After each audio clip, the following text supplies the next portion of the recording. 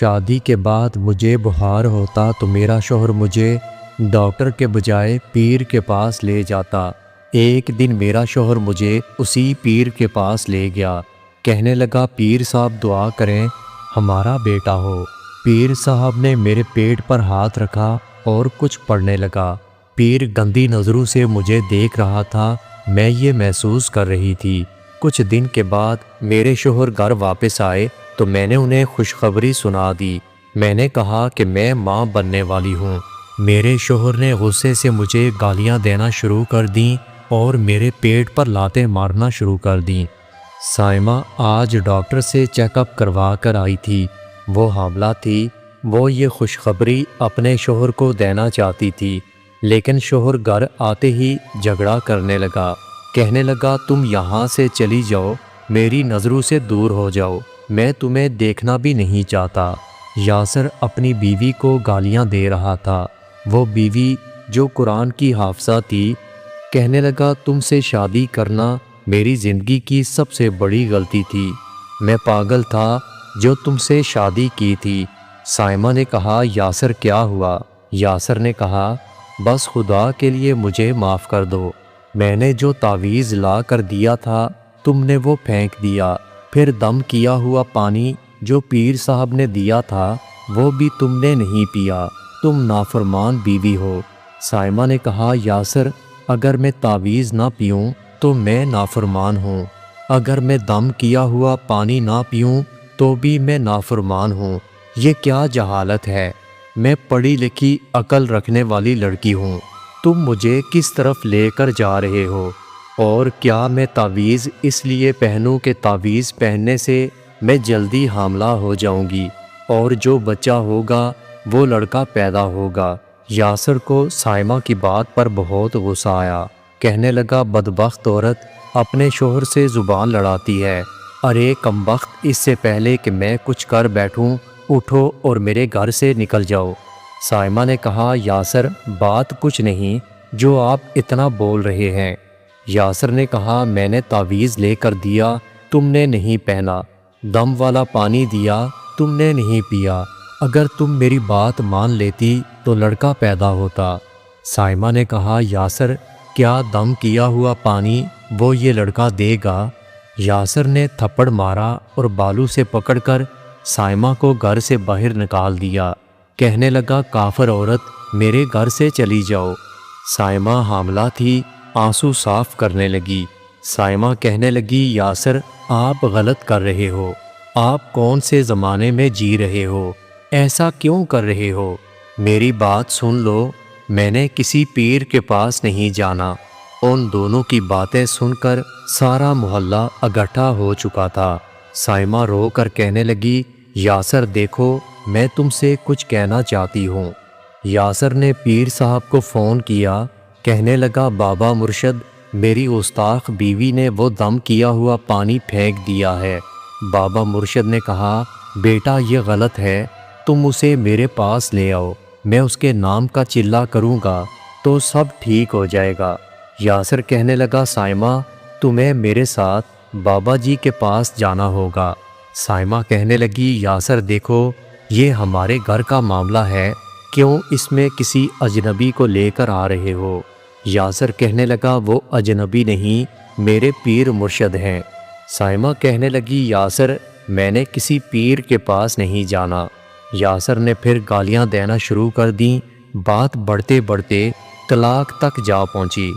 جب سائمہ نے بتایا کہ اب اسے کسی پیر کے پاس جانے کی ضرورت نہیں تو یاسر نے خوش ہونے کے بجائے سائمہ پر الزام لگا دیا کہ اس کے پیٹ میں پلنے والا بچہ بھی میرا بچہ نہیں ہے۔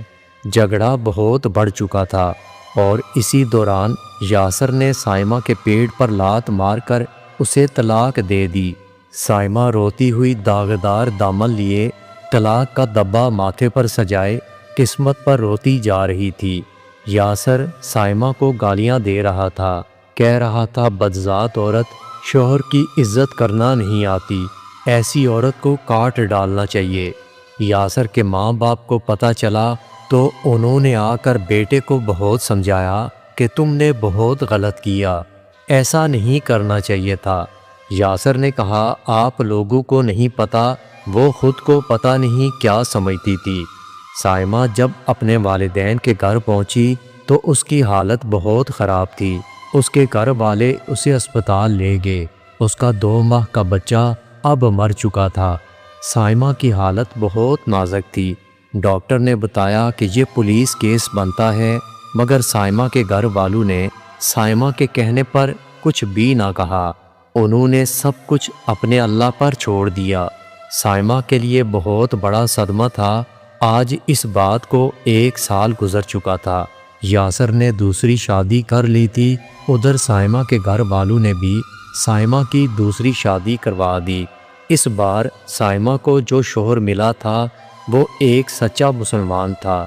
وہ پڑھا لکھا تو نہیں تھا، لیکن وہ اسلام کو بہت قریب سے جانتا تھا۔ سائمہ حافظ قرآن تھی۔ سائمہ کا نیا شوہر سائمہ سے قرآن پاک کی تلاوت سنا کرتا تھا۔ زندگی میں پھر بہار آنے لگی۔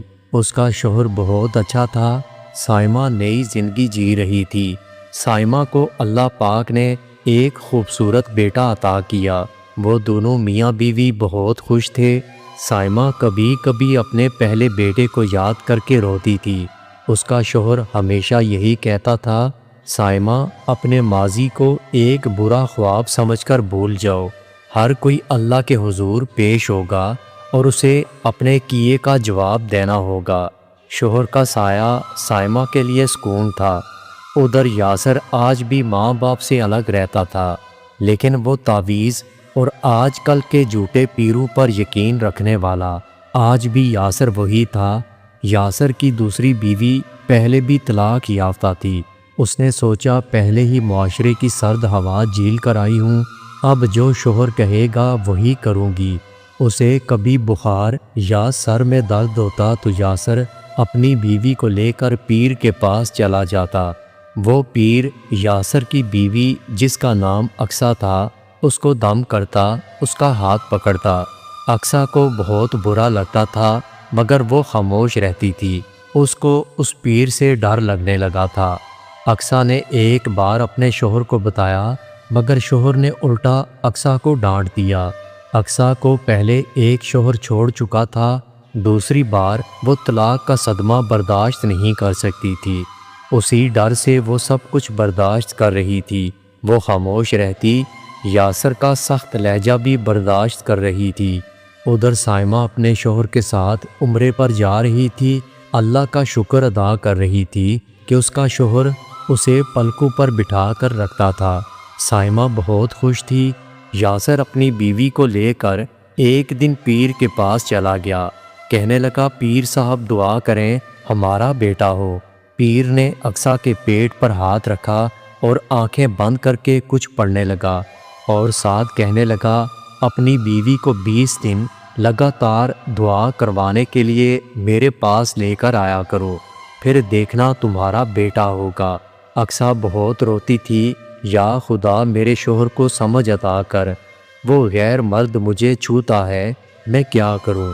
اقصیٰ جیسی نہ جانے کتنی لڑکیاں ان پیروں کی ہوس کا نشانہ بن رہی تھیں۔ دن ایسے ہی گزر رہے تھے۔ یاسر کام میں مصروف رہنے لگا تو اس کے پیر دعا کرنے کے لیے یاسر کے گھر آنے لگے تھے۔ وہ پیر اقصیٰ کو ہوس بھری نگاہوں سے دیکھ رہا تھا۔ ایک دن اقصیٰ نے یاسر کو بتانا چاہا، لیکن یاسر کا پیر پر اتنا یقین تھا کہ وہ کچھ سننا نہیں چاہتا تھا۔ اقصیٰ بے بس ہو چکی تھی۔ یاسر اپنے پیر کے خلاف کوئی بات سننے کو تیار نہیں تھا، اور ادھر پیر اقصیٰ کو اپنی ہوس کا نشانہ بنا رہا تھا۔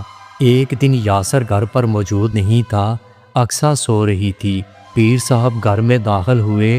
انہوں نے اقصیٰ کے ساتھ زبردستی کرنا چاہی کہ اچانک اسی وقت یاسر گھر پر واپس آ چکا تھا۔ یاسر نے دیکھا کہ پیر اقصیٰ کے کمرے میں موجود تھا۔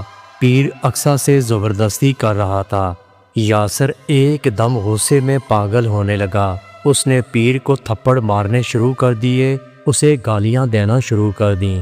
اقصیٰ بہت ڈری ہوئی تھی۔ یاسر نے کلہاڑی اٹھا کر اقصیٰ کے سر پر مار دی۔ کہنے لگا، بے غیرت عورت، میرے پیچھے یہ کام کرتی ہے۔ اقصیٰ وہاں ہی دم توڑ چکی تھی۔ یاسر نے جھوٹے پیر کو بھی کلہاڑی مارنا چاہی، مگر وہ پیر جان چھڑا کر فرار ہو چکا تھا۔ محلے والوں کو جب پتہ چلا سب لوگ اکٹھے ہوئے۔ نیوز چینل والے بھی پہنچ چکے تھے۔